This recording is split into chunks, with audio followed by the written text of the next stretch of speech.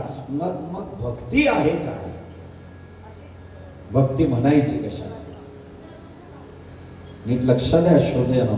नित्ययुक्ता उपासते 12व्या अध्यायाच्या श्लोकामध्ये म्हटलंय भगवंताने, सगुण भक्ती योगामध्ये तू माझी नित्ययुक्त उपासना कर, मेरी याद हमेशा.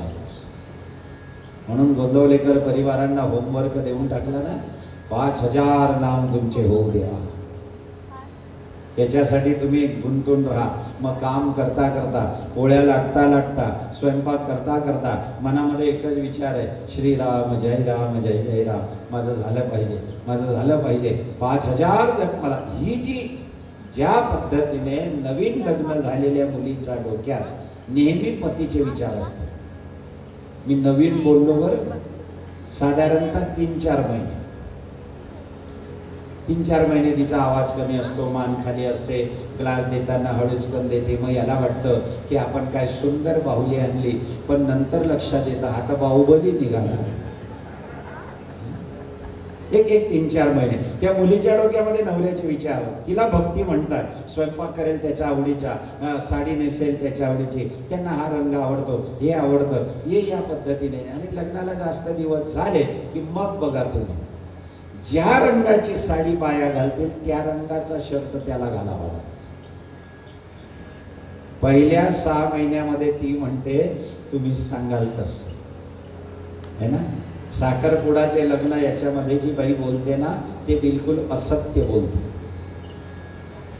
मी आईंना काम करू देणार नाही, तुम्ही जसं तुम्हाला हे आवडतं का, हा इडली डोसा तुम्ही खाल का, मी फार चांगला बनवते.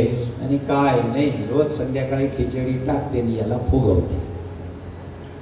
पण पहिल्या 6 महिन्यामध्ये ती मुलीची जी नवऱ्याचा विचार अखंड करते ना, त्या अखंड विचाराचं नाव आहे भक्ती.